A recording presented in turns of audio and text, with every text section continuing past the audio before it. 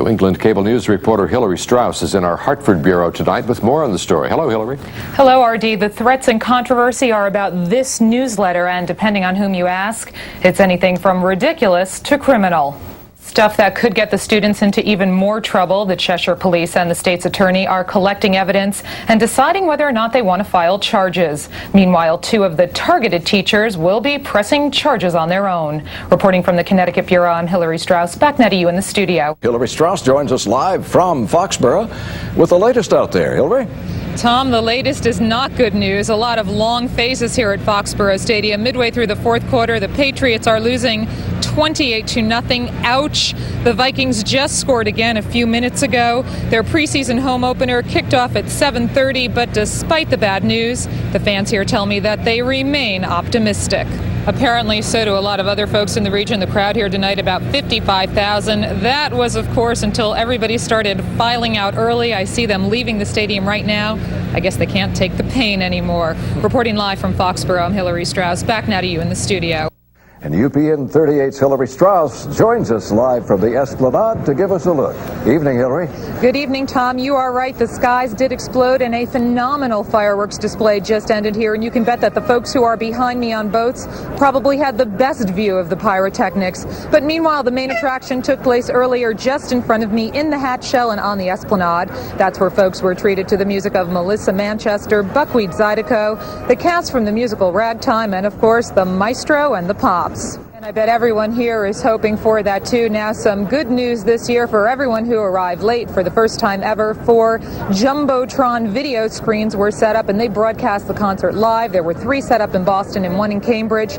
And one other late note to tell you about: state police tell us that there were more than 500,000 people here tonight, a new record. Reporting live from Boston, I'm Hillary Strauss. Back now to you in the studio. New England Cable News reporter Hillary Strauss is in Hyannisport this morning with more. Hillary? And Carol, you are absolutely right. The family remains inside the compound here in Hyannisport. They are once again gathered together, as they have been so many other times in the past, gathered in sorrow. Friends and family were here for what was to have been a joyous occasion, the wedding of Rory Kennedy, a daughter of Robert and Ethel. When we were driving over here earlier this morning, we could still see the white peaked tent set up on the property that was to have been used for the wedding reception. That wedding has now been postponed indefinitely. Meanwhile, we are here waiting to see if somebody from inside will come out and speak with us, perhaps Senator Ted Kennedy, former Congressman Joe Kennedy, or perhaps even the Kennedy family spokesperson, Brian O'Connor. We last officially heard from him yesterday afternoon. At that time, he said that the family remained hopeful. Hard to imagine that there's much hope inside this morning. That's the latest from Hyannisport. Reporting live, I'm Hillary Strauss. Back now to you in the studio. She's at the Command Center, Otis Air Base in Bourne, Massachusetts. Hillary? NRD, every day the news about this crash gets more and more disturbing. At an early evening press conference here, the National Transportation Safety Board said that JFK Jr.'s plane hit the water at a very high rate of speed, and that may explain why so far only small fragments of the plane have been found. It is a painstaking search that after 3 days yielded more small clues. Several pieces of debris from JFK Jr.'s plane. Primarily interior cabin molding, some of the rugs, some of the cushions, a rudder pedal. Officials also said one external piece was recovered, the right main landing gear. But the clues shed little light on what caused the plane to crash in the waters off Martha's Vineyard. We do, however, now know that the plane crashed at a very high rate of speed. New radar data suggests that at 9:40 p.m. and 20 seconds, the plane was flying at an altitude of 2,200 feet. 4 seconds later, it dropped to 1,900 feet. 5 seconds after that, 1,600 feet. And 5 more seconds later, 1,100 feet. And your own calculations would show that those would reflect an approximate rate of descent of about 4,700 feet per minute. In layman's terms, that's about 5 times the average rate of descent for that type of plane, perhaps even a nosedive. Meanwhile, more vessels are on scene to help locate and recover the wreckage. The Navy salvage ship USS Grasp arrived around 2:30 p.m., as well as another vessel equipped with side-scan sonar, just like the Rudy. There are also 2 Coast Guard cutters that will secure moving dive platforms, and there are several state police boats. Divers from those boats checked out a potential debris field today, but it was ruled out as an aircraft. It turned out to be a 14-foot by 4 foot by 2 foot boulder. Sonar has located 9 more possible wreckage sites. They will be explored on Tuesday. As for maintenance records, they were inside the aircraft when it crashed. But invoices show that on June 28th, the plane had its annual inspection. There were 622.8 hours of flight time logged. On July 11th, the last refueling, 62 gallons of gas. Then on July 13th, additional maintenance and adjustment of the magnetic compass. We are dealing with preliminary information. Therefore, we are dealing with that information very carefully. Now, so far, all the wreckage that has been found was either floating or has washed up on shore. Nothing has been salvaged from the bottom of the ocean. Meanwhile, overnight, the salvage effort will continue. We'll get another update here on Wednesday. Reporting from Bourne, I'm Hillary Strauss. Back now to you in the studio. She has reaction to the judge's decision. Hillary?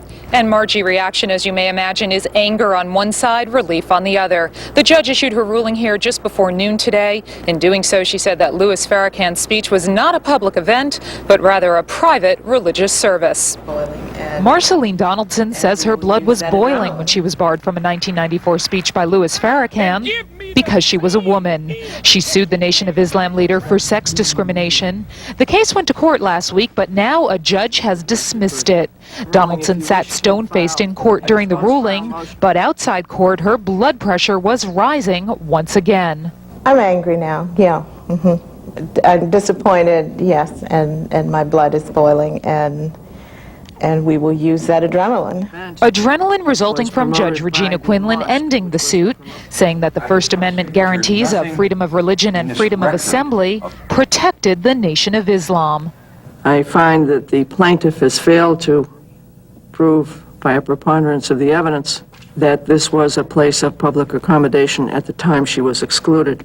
The controversy began on this rainy night in March of '94. Donaldson and her husband Robert Bennett were among the hundreds waiting to attend Farrakhan's speech at Boston's Strand Theater, a public building.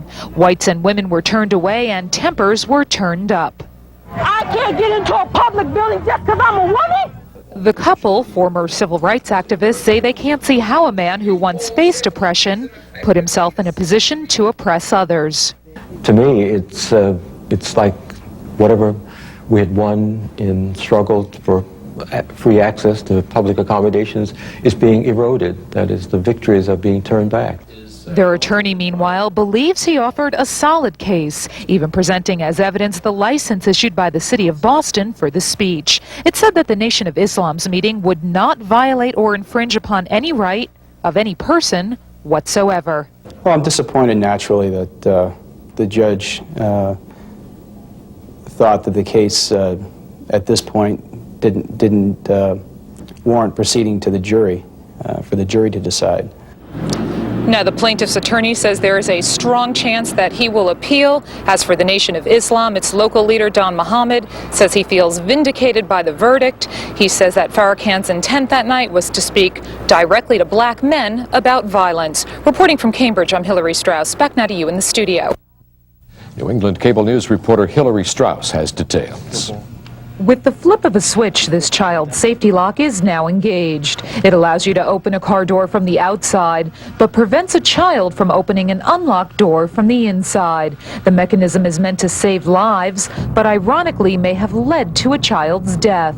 3-year-old Corey Driscoll of West Hartford died in the backseat of his family's sweltering car. His father found him. Oh, this is so sad. He just had his head down, he was praying, and he kept looking at the ambulance and talking a little bit.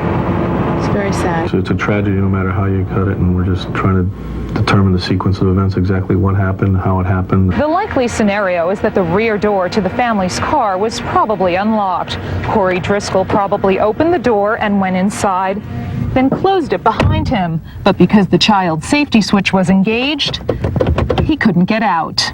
It happened late Monday afternoon while John Driscoll was home taking care of his 4 children. Corey was the youngest. Driscoll believed Corey was playing in the fenced-in backyard. Instead, the toddler got in the car. And eventually, in the extreme heat, Corey went into full cardiac arrest. The temperature inside had soared to more than 120 degrees, The boy had been in there for at least an hour. If anyone's ever left their car in a mall parking lot on a hot day like yesterday was in the sunshine, you know when you get back out to that car, it's an oven. Police are still investigating, but say they don't believe they'll file any charges. They do, however, want to know how a 3-year-old went unnoticed for so long. Neighbors say the Driscolls are excellent parents. The parents were always with them. They were playing in the backyard, like on a warm summer day. They had their sprinkler going. The kids were having fun, playing together.